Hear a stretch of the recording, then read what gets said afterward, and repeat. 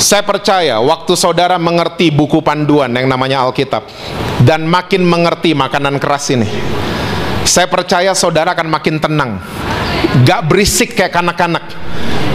Ada apa-apa tenang, ya, karena tahu janji-janji Tuhan, biasa merenungkan firman Tuhan. Ada apapun yang terjadi, kita tenang.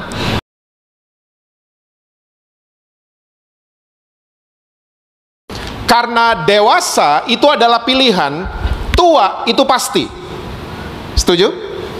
Kita jadi tua pasti, kita tiap hari itu jadi menua kita setiap hari. Tapi menjadi dewasa itu adalah pilihan.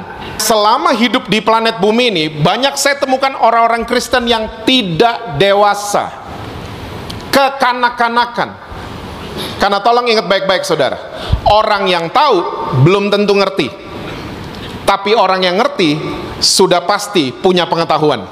Sebab sekalipun kamu ditinjau dari sudut waktu, sudah seharusnya menjadi pengajar, kamu masih perlu lagi diajarkan asas-asas pokok dari pernyataan Allah. Dan kamu masih memerlukan susu, bukan makanan keras. Sebab barang siapa masih memerlukan susu, ia tidak memahami ajaran tentang apa saudara? Kebenaran. Sebab ia adalah anak kecil.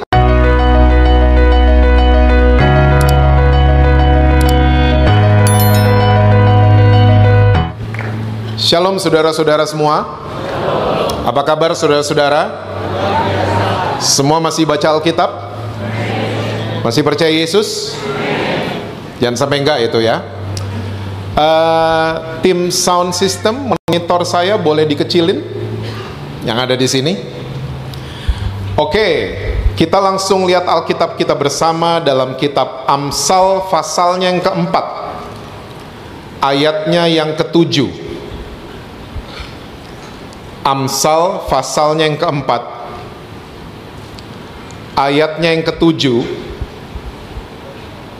Alkitab catat begini: permulaan hikmat ialah, perolehlah hikmat, dan dengan segala yang kau peroleh, perolehlah pengertian. Saya mau cerita sedikit buat saudara-saudara semua. Saya waktu zaman sekolah dulu, zaman SMA dan kuliah, saya setiap mau ujian, belajarnya itu semalam sebelum. Kita punya singkatan zaman dulu, SKS, sistem. Oh, tahu semua ya. Saya pikir cuman generasi saya doang. Ya, sistem kebut semalam. Dan itu saya praktekkan itu semenjak saya SMA. Karena zaman dulu saya adalah seorang anak muda yang gak suka sama sekolah. Jadi setiap mau ujian baru saya belajar. Nah, waktu saya kuliah, setiap habis SKS, habis kebut semalam nih, saya datang ke kampus. Masuk di kampus, di halaman kampus, ada teman saya manggil saya, Jess gitu.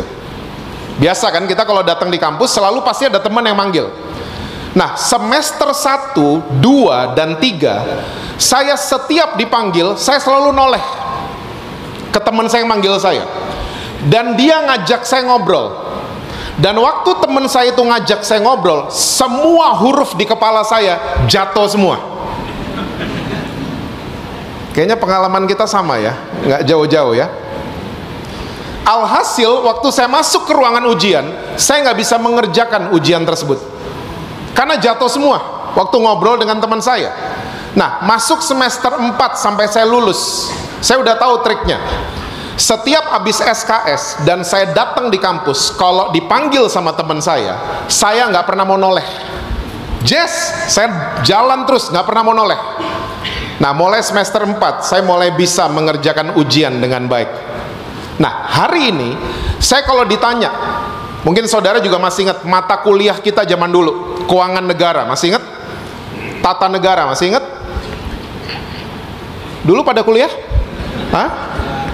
Makro, ekonomi mikro. Saya kalau ditanya, tahu nggak itu semua mata kuliah? Tahu, tapi saya nggak pernah ngerti. Cuman tahu doang, tapi nggak pernah ngerti. Nah, Alkitab sore hari ini, firman Tuhan sore hari ini mengajarkan buat kita semua, dari segala yang kau peroleh, perolehlah pengertian. Nah, makanya kalau saudara senang judul khotbah saya sore hari ini adalah kedewasaan. Karena dewasa itu adalah pilihan, tua itu pasti. Setuju? Kita jadi tua pasti, kita tiap hari itu jadi menua kita setiap hari. Tapi menjadi dewasa itu adalah pilihan.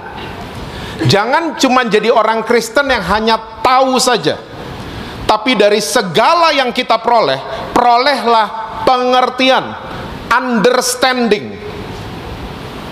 Saya ketemu banyak sekali istri cuman tahu suaminya saja tanpa mengerti suaminya. Di GSJSTP tapi nggak ada. Saya ketemu banyak suami, mereka cuman tahu istri mereka tanpa mengerti istri mereka. Saya ketemu banyak orang tua, mereka cuma tahu bikin anak, tapi mereka tidak mengerti anak-anak mereka. Mulai punya pengertian tentang generasi baru yang sedang muncul di planet bumi ini. Jangan cuma tahu bikin mereka doang. Kita semua tahu bahwa warna generasi, setiap generasi itu berbeda selalu. Musa pakai tongkat, Yosua pakai pedang. Generasi di atas kita celananya celana bahan, kita celananya hari ini jeans robek-robek. Itu kita harus mengerti, dapetin pengertian. Jangan cuma tahu saja. Nah, sadly speaking, banyak banget orang Kristen cuma tahu Yesus itu siapa, tanpa punya pengertian pribadinya seperti apa. Kita cuma tahu doang. Kita cuma tahu sebagai orang Kristen Minggu Kebaktian, 25 Desember Natal, entar lagi Jumat Agung. Kita cuma tahu gitu doang. Dan banyak lagi orang-orang Kristen yang cuma ributin second coming. Nanti kiamat gimana? Nanti akhir zaman gimana? Second coming yang diributin, tapi his first coming kita nggak pernah ngerti.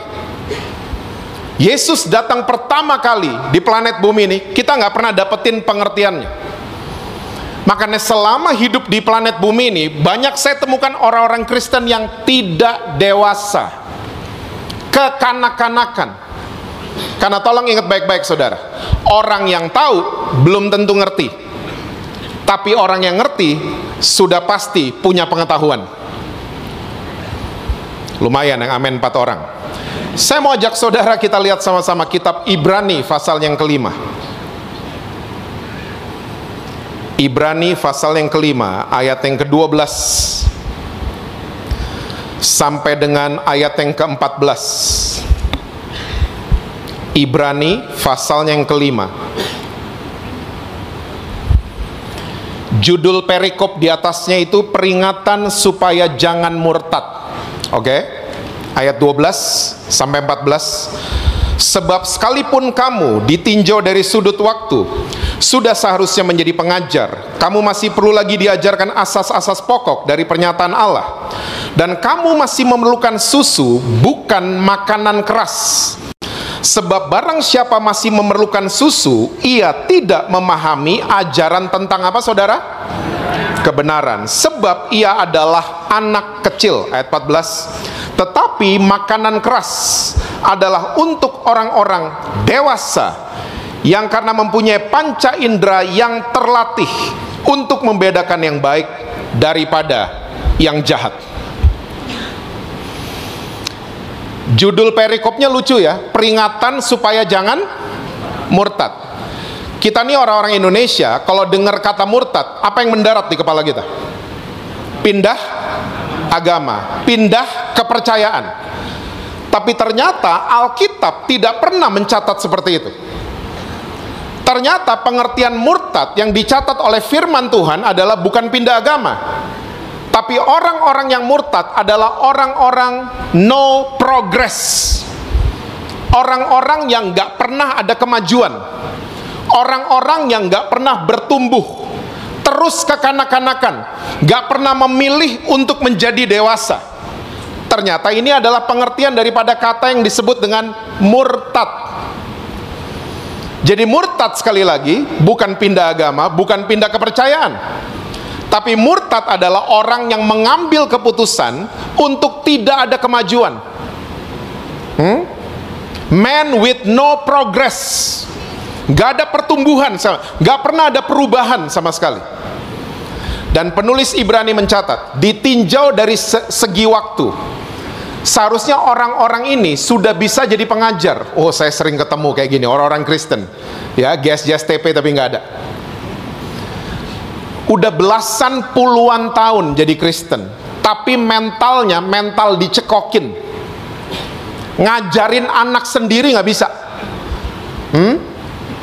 Mentalnya mental tahu beres, titipin aja sama guru sekolah minggu. Cuman seminggu sekali loh sama guru sekolah minggu.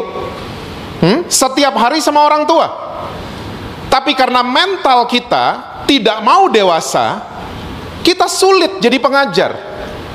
Kita nggak bisa jadi imam di rumah kita. Suami-suami, ditinjau dari sudut waktu, dari segi waktu, seharusnya kita udah bisa. Tapi karena mental kita memilih untuk menjadi kanak-kanak, akhirnya kita selalu harus dicekokin susu. Coba, kalau anak-anak kita tiba-tiba nih udah 7 tahun minumnya susu terus dan gak bisa makan yang ada teksturnya, kita kira-kira gimana? Bawa dia ke dokter atau diemin? Pasti bawa ke dokter. Something wrong nih sama pencernaannya, kita pasti bawa ke dokter. Nah, kalau tubuh jasmani kita bisa peduli seperti itu, seringkali keadaan rohani kita yang kekanak-kanakan kita nggak peduli. Kita nggak peduli. Dan saudara mesti tahu, orang Kristen kalau kekanak-kanakan selalu berisik. Karena anak-anak selalu berisik, betul? Kebaktian di sini sama kebaktian sekolah minggu, berisikan mana? Sekolah minggu. Coba kalau di sini berisik, ngeri kan lihat saudara? Karena saudara memilih untuk dewasa dan diem dan mau dengerin dan mau nyanyi, makanya saudara duduk di ruangan ini. Anak-anak selalu berisik. Dan sama orang Kristen yang tidak dewasa selalu berisik. Komen-komennya di sosial media, wih, hate speech semuanya. Gak tahu main komen, gak ngerti main komen. Ya, padahal gak ngerti apa-apa. Kemarin baru pilpres, banyak kan orang kekanak-kanakan kelihatan. Gak ngerti apa-apa, komennya kayak dia paling ngerti. Gak tahu apa-apa, tapi sok tahu. Kekanak-kanakan.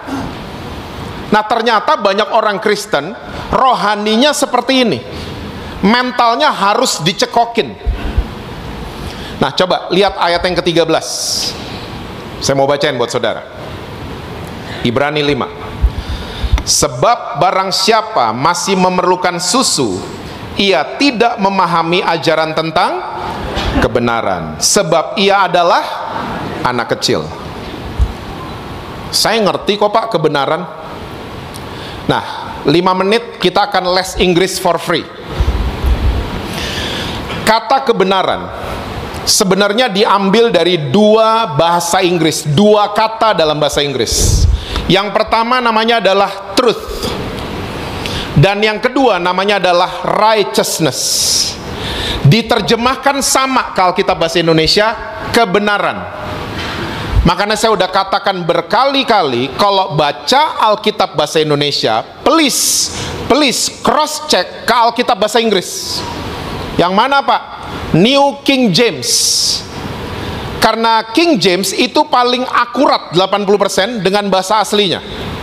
Di cross check baik-baik. Emang kenapa Alkitab bahasa Indonesia? Bukan firman Tuhan yang salah, tapi kita punya masalah sama bahasa Indonesia. Saudara sadar bahasa Indonesia banyak kekurangan? Oh, nggak sadar di sini ya? Di sini sadar? Sadar ya? Bahasa Indonesia tuh banyak kekurangannya. Ya, kita kekurangan kosakata. Bahasa Inggris udah berapa? Kita masih 1. Swine, pig, sama pork. Bahasa Indonesia cuma 1, babi. Inggris sudah 3. Shrimp, prawn, lobster. Bahasa Indonesia cuma 1, udang. Bahasa Indonesia yang menang sama bahasa Inggris cuma 1. Menangnya 3-1 juga. Nasi, beras, padi. Bahasa Inggrisnya rice. Ini doang yang kita menang. Yang lain kita kalah. Baru nggak? Oke, di sini udah mulai ketawa, saya pindah sini. Bahasa Indonesia, saya suka dicela, suka dibully sama teman-teman saya dari Amerika dan Inggris yang belajar bahasa Indonesia. Mereka kalau nyela saya begini, how come your language, ya, lagi present tense, kalian bilangnya past tense, how come? Hah? Gimana sih bahasa Indonesia, kalian lagi kerjain sekarang, kalian bilangnya dulu, ya kan? Nggak nyadar juga? Tadi jam 5 ditanya, mau kemana? Jawabnya apa? Gereja dulu. Seharusnya gereja sekarang. Mandi dulu.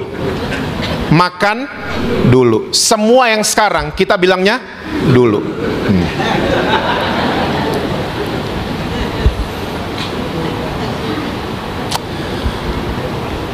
Makanya ternyata dua kata ini beda jalur, righteousness sama truth. Diterjemahkan cuma satu, kebenaran. Makanya suka bikin orang Indonesia bingung kalau baca Alkitab bahasa Indonesia. Truth, bahasa Indonesianya kebenaran, betul. Righteousness bukan. Righteousness diambil dari bahasa Yunani, namanya adalah dekaio. Bahasa Inggrisnya justified. Ya, bahasa Indonesia yang benar adalah posisi yang tepat. Itu pengertian daripada righteousness. Makanya Matius 6 ayat 33, masih ingat? Carilah dahulu kerajaan Allah dan masih ingat bahasa Inggrisnya nggak? Seek His kingdom first and His righteousness. Seharusnya bahasa Indonesianya carilah dulu kerajaan Allah dan posisi yang tepat di hadapan Tuhan. Nanti semua akan ditambahkan buat kamu. Jadi kebenaran punya pengertian seperti itu. Nah, orang yang bisa mengunyah makanan keras akan mengerti ajaran tentang posisi yang tepat. Saudara masih ingat di atas kayu salib terjadi pertukaran hebat? Di atas kayu salib, Yesus berdosa atau tidak berdosa? Tidak berdosa. Dia mati untuk saudara dan saya yang berdosa. Yesus itu righteous, posisinya tepat. Saudara dan saya unrighteous, posisi kita nggak tepat.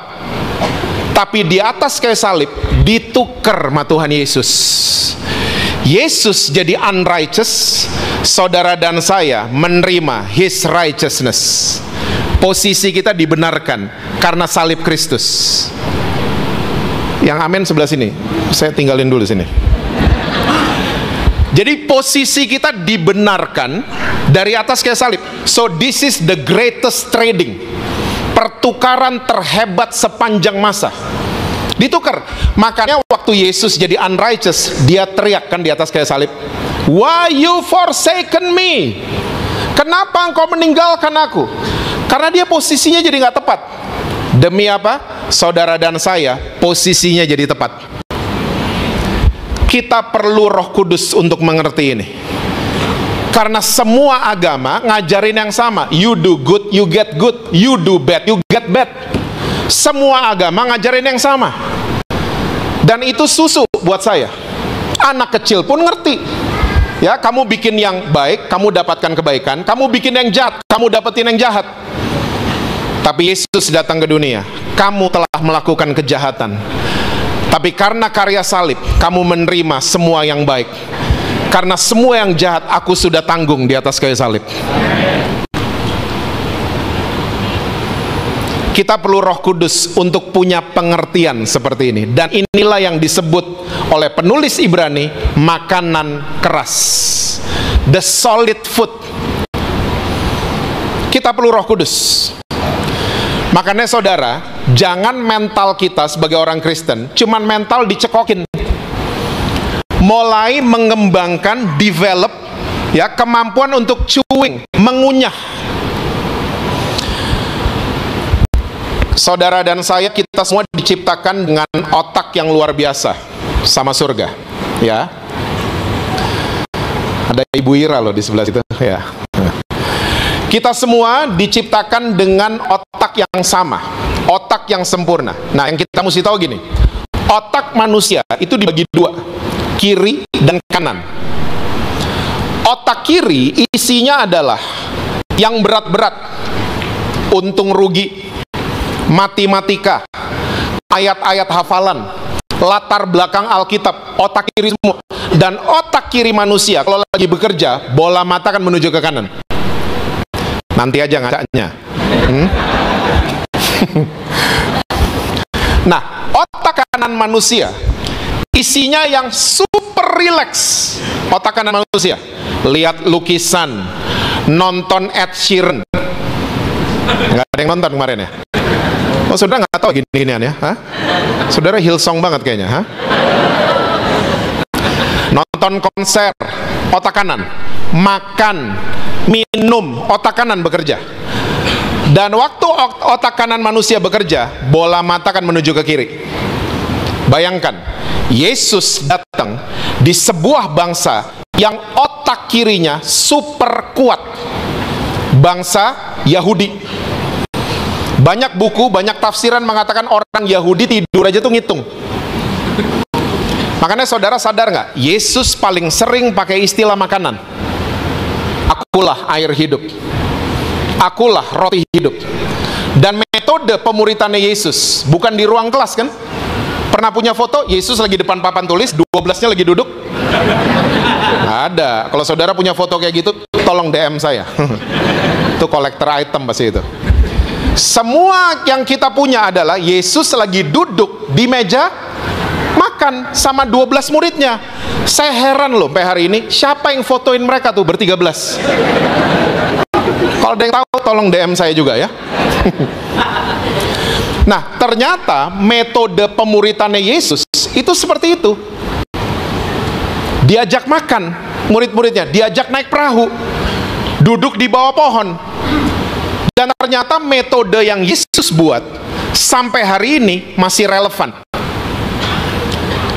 Sebelum pandemi ada seorang dosen dari universitas di Jakarta, dia upload sebuah cerita di sosial medianya dia. Dia bilang begini, saya mengalami atau melewati frustrasi waktu saya mengajar mahasiswa saya menggunakan metode Yunani.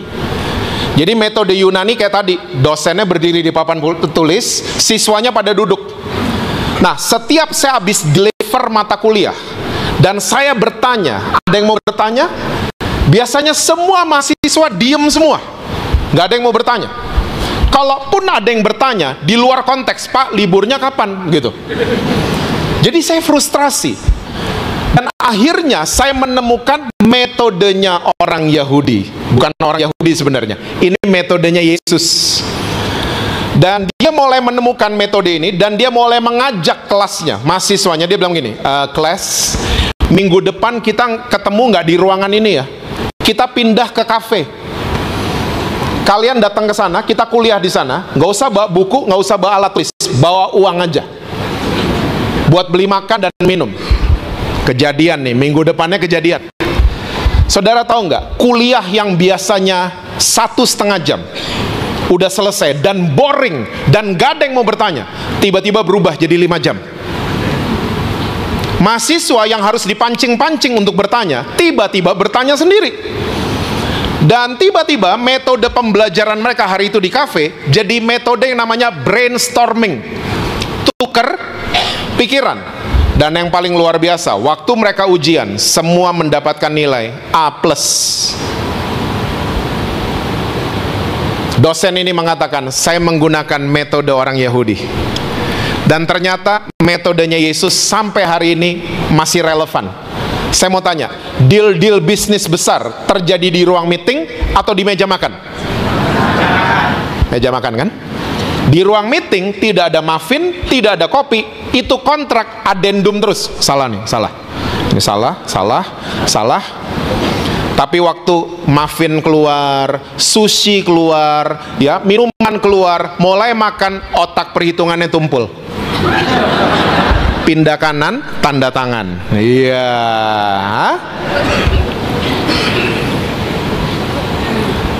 Yang masih single, jangan pernah nyatain cinta di atas angkot. Saya suka sama kamu. Wuih, ditolak 100%. Ajak makan. Jangan 1 hap udah ditembak. Enggak, tunggu 3 hap. Makan udah 2, 3, otak kanan fully bekerja, baru nyatain, saya suka sama kamu. Ini masterclass loh ini.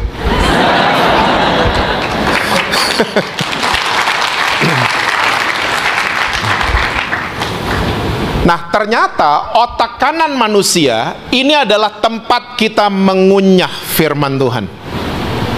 Otak kiri tadi hafal kan? Ngerti firman Tuhan. Nah, otak kanan adalah tempat kita mengunyah firman Tuhan. Jadi dewasa akhirnya. Punya pengertian yang luar biasa. Karena kalau kita tidak merenungkan, iblis masuk. Dan iblis kasih bahan perenungan yang lain, yang tentunya bukan firman Tuhan. Tahu bahan perenungan dari iblis? Laki orang. Pernah dengar? Kok belakang nggak tahu? Bini orang. Khawatir. Overthinking. Tahu overthinking? Kita kasih down payment untuk masalah yang nggak ada. Di down payment mah kita. Itu orang-orang overthinking. Jadi masalah yang tadinya nggak ada, kita create itu masalah jadi ada. Karena overthinking. Nah, ini semua dari iblis. Iblis masuk dan kasih bahan-bahan perenungan seperti itu. Tahu firman? Tahu. Tapi cuman tahu. Beda sama orang yang ngerti. Cuman tahu di otak kiri. Gak pernah direnungin, gak pernah dapat pengertian. Akhirnya hidup kita gampang diombang-ambing dan mental kita selalu akhirnya mental dicekokin. Gak pernah mau mengembangkan kemampuan mengunyah makanan keras. Mencoba direnungin. Makanya diganti gaya hidupnya. Ya, saudara bagus datang ke GSJS dengar firman Tuhan bagus. Tapi kembangkan di rumah dong. Baca firman direnungin. Baca firman malam hari atau pagi hari direnungin. Kembangin dong kemampuan itu. Oke? Yang setuju bilang amin. Ayat 14 sekarang. Tetapi makanan keras adalah untuk orang-orang apa saudara? Dewasa, yang karena mempunyai panca indera yang terlatih untuk membedakan yang baik daripada yang jahat. Jadi waktu kita mengerti kebenaran posisi kita di hadapan Tuhan, sebenarnya akhirnya panca indera kita makin terlatih. Untuk apa? Kita membedakan mana yang baik, mana yang jahat, mana yang bukan dari Tuhan, mana yang dari Tuhan. Kalau anak kecil selalu mesti dibilangin, itu boleh ya, itu nggak boleh.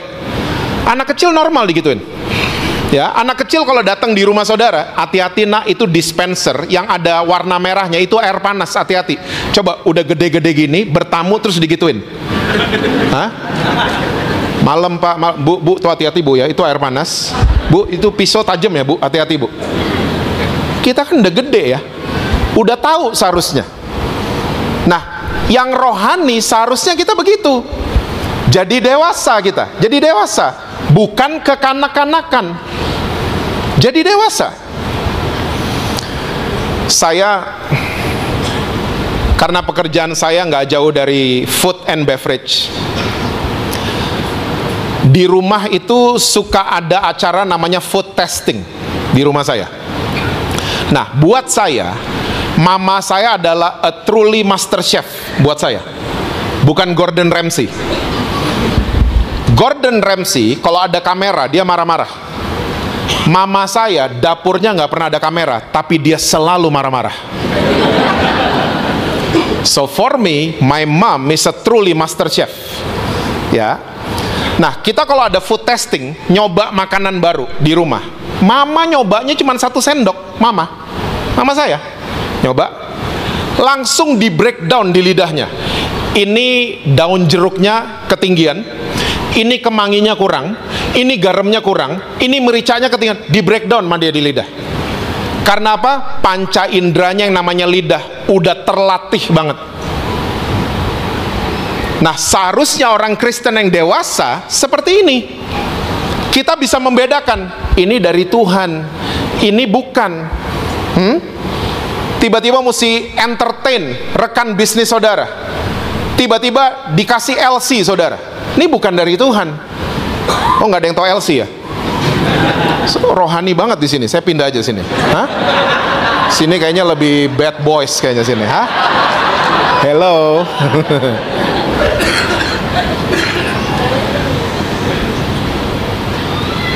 Kita nggak pernah tahu, saudara. Kita selalu merencanakan yang baik kan. Tapi saya mau kasih tahu saudara, kepleset nggak pernah ada di jadwal. Manusia bisa kepleset kapan aja. Tapi kalau kita memilih untuk jadi dewasa, ya, akan ada banyak hal yang kita bisa aman.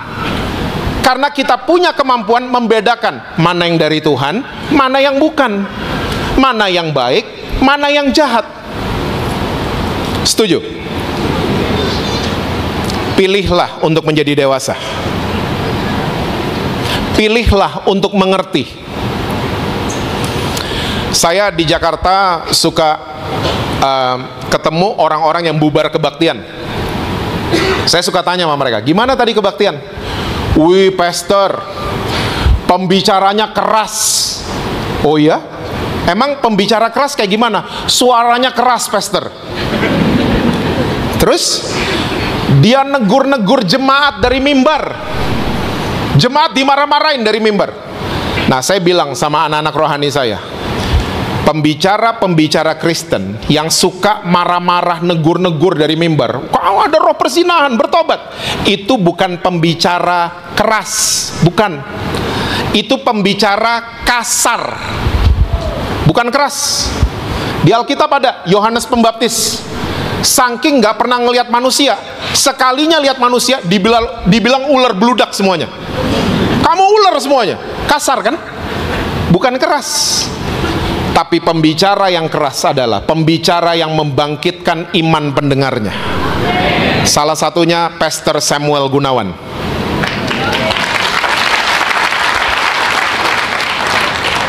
Nggak bikin orang jadi takut, tapi terbangun iman. Itu pembicara keras, yang kasih solid food, yang kasih pengertian, supaya jemaat jadi ngerti.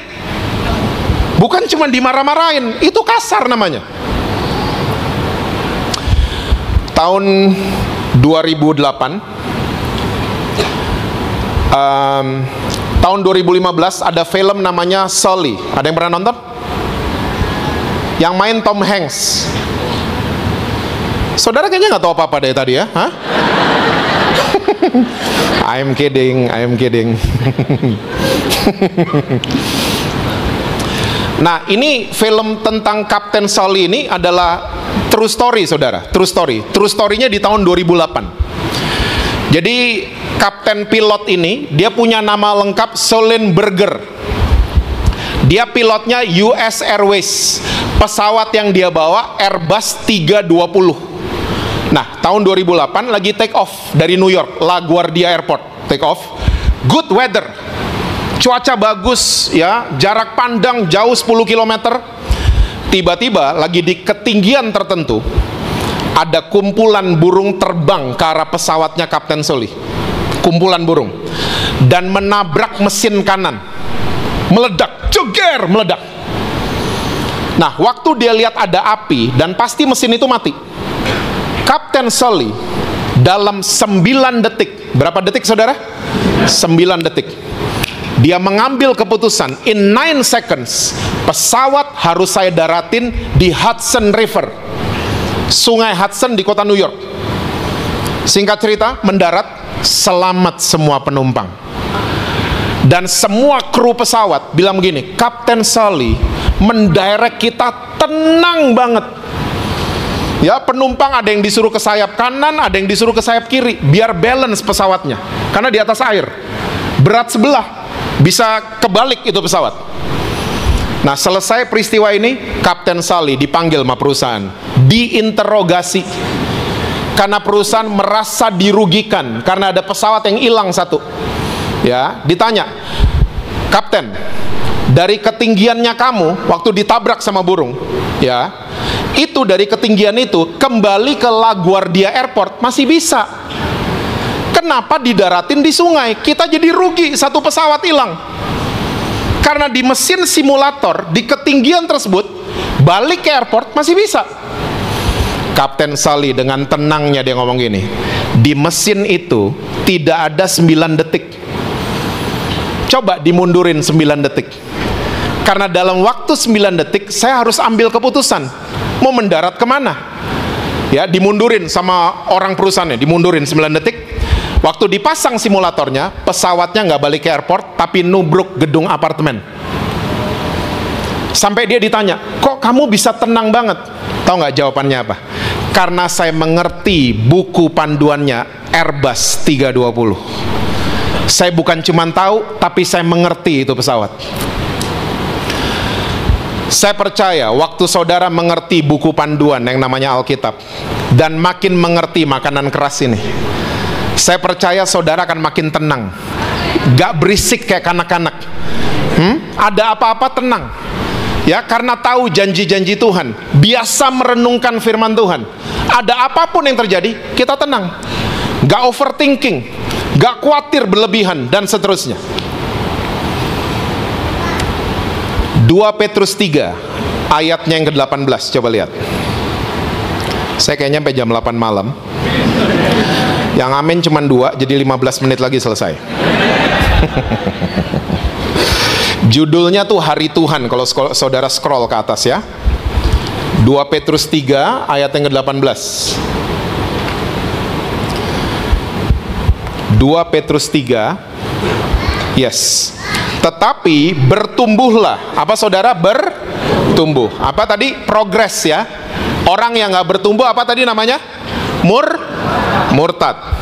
Tetapi bertumbuhlah dalam kasih karunia dan dalam pengenalan atau pengertian akan Tuhan dan juru selamat kita Yesus Kristus.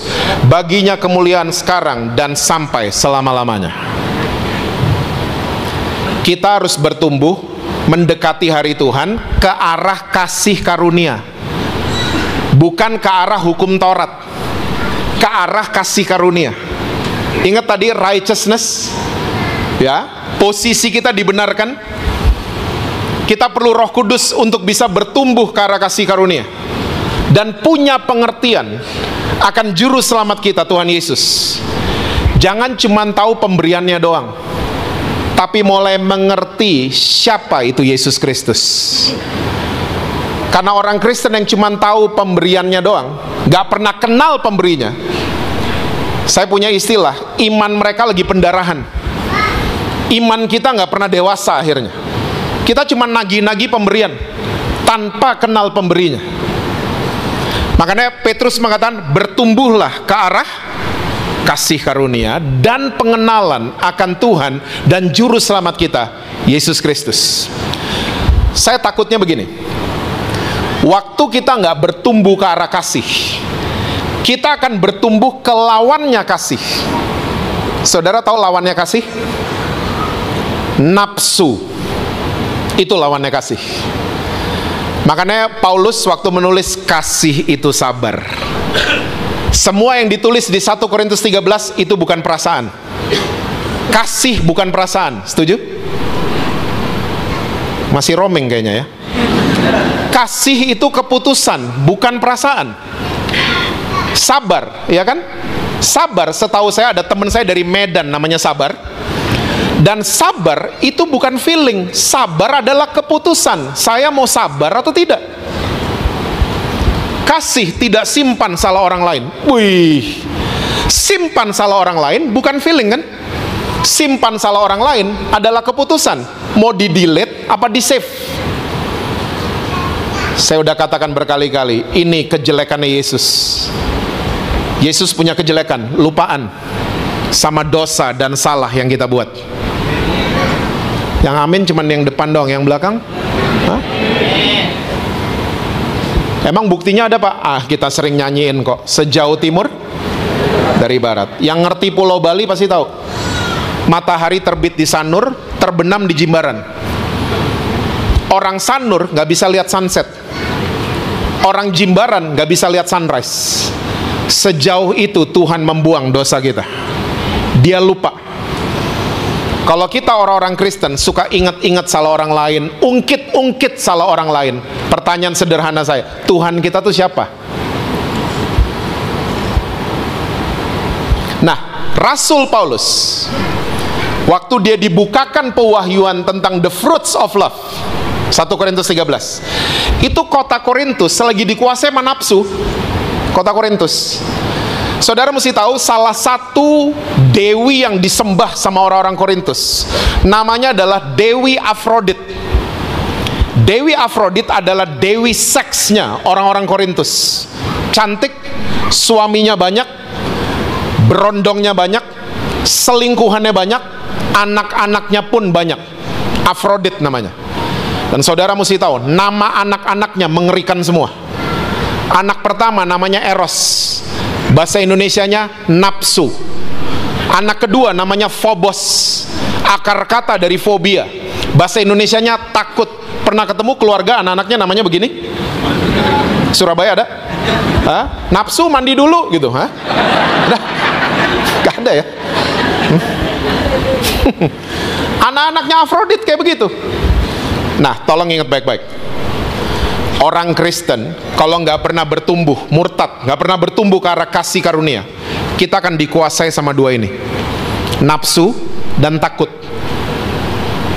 Saya ketemu banyak orang Kristen lagi dikuasai sama dua ini, GSJSTP nggak ada. Dua ini, either nafsu atau takut. Nafsu pengen cepat kaya, pernah ketemu? Atau sering buat? Saya suka ketemu sama banyak bisnismen di Jakarta. Saya suka bilang, business is a trust. Membangun usaha sama dengan membangun kepercayaan. Setuju? Makanya kalau membangun usaha, jadikan Alkitab itu buku panduan. Jangan yang lain. Alkitab harus jadi buku panduan. Amsal udah jelas mengatakan, orang yang pengen cepat kaya, hukumannya banyak. Tapi orang yang bisa dipercaya, berkatnya banyak. Jadilah orang yang bisa dipercaya. Kalau telat bayar, kasih tahu. Jangan ngumpet. Itu namanya kita nggak lagi bangun kepercayaan. Telat bayar kredit card, mbak bilang saya nggak ada, mbak. Jangan gitu, hadepin. Saya percaya pasti favor Tuhan akan berpihak pada kita, karena kita ikutin firman Tuhan. Kalau kita punya kebiasaan ingkar janji, kita lagi suruh orang yang kita ingkari janjinya, kita lagi suruh orang itu don't trust me. Betul apa betul?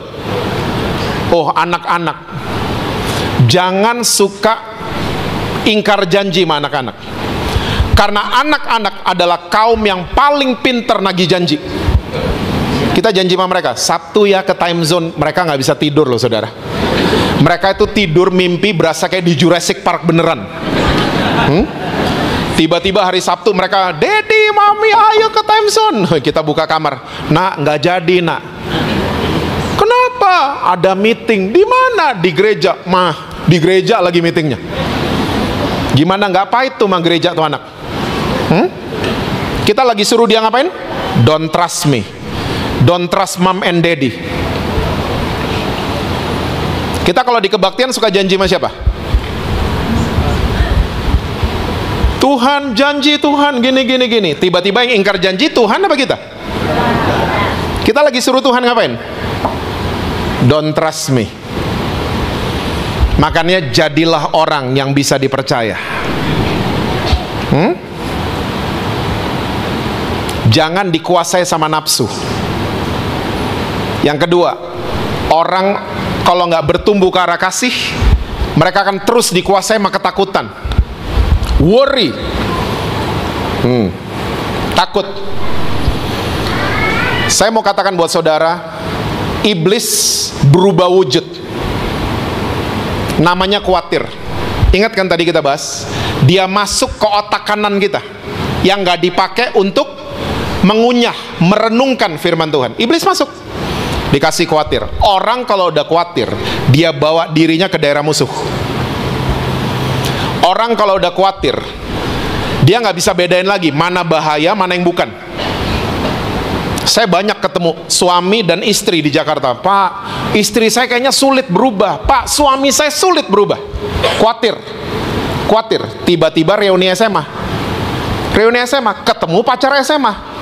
ternyata cucian lama belum kering. Habis acara reuni berlanjut, Pak, suami saya tahu ini cowok temen lama. Suami saya tahu kita ngopi kok, banyak CCTV kan di mall. Kita ngopi. Iya, janjian pertama ngopi, janjian kedua di kamar hotel. Lihat, orang kalau khawatir dia bawa dirinya ke daerah musuh. Orang kalau lagi takut. Saya mau ajak saudara-saudara di GSJSTP, jangan khawatir, karena kita semua berjalan dengan Tuhan Yesus yang luar biasa. Jangan takut. Takut itu dari iblis, bukan dari Roh Kudus. Jadi takut mesti dilawan, takut mesti dihadapi, khawatir mesti dilawan. Yang mesti dihindari bahaya. Beda ya. Takut sama bahaya tuh beda. Bahaya mesti dihindari. Kalau udah jelas ada ular kobra depan saudara, jangan, kamu lucu amat, sini. Itu namanya blow on. Itu bahaya soalnya. Ada beruang, ih gemoy lucu banget, peluk dong. Itu blow on itu namanya, Itu bahaya soalnya. Bahaya dihindari, takut dihadapi. Ayat terakhir, 1 Korintus 13 ayat yang ke-11.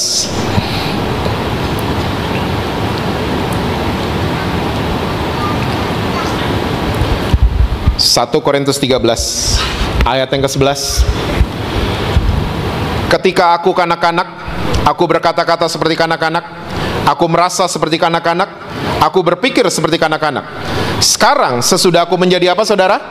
Dewasa, aku meninggalkan sifat kanak-kanak itu. Kata meninggalkan ini kurang tepat di Alkitab bahasa Indonesia, karena bahasa Yunani mengatakan katargeo, bahasa Inggrisnya destroy. Beda loh.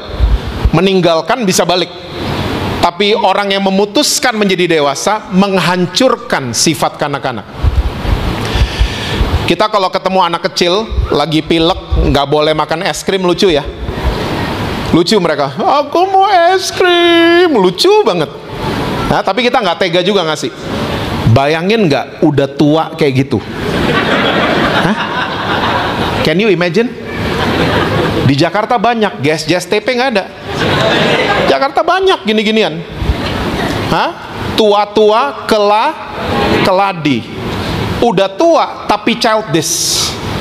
Aku nggak mau tinggalin dia, tapi dia suami orang, tapi dia sayang sama aku. Jakarta banyak gini. Udah tua tapi kekanak-kanakan. Saya mengajak saudara, dari segala yang kita perolehlah pengertian. Pilihlah untuk menjadi dewasa. Saya percaya saudara akan lihat hal-hal yang sepatutnya orang dewasa terima, bukan anak-anak yang terima. Anak-anak dikasih PS4, dibanting, bukan dipencet. Jangan jadi kanak-kanak lagi. Pilihlah untuk menjadi dewasa, bertumbuh setiap hari ke arah kasih karunia. Saya percaya waktu kita mengerti siapa Tuhan Yesus kita, bukan cuma pemberian, tapi plus pemberinya, kita akan dapatkan dalam kehidupan kita. Amin saudara. Tuhan berkati saudara-saudara semua. Selalu sukses, harmonis di rumah, dan rekening bank selalu penuh buat saudara. Kenceng banget aminnya kalau gitu.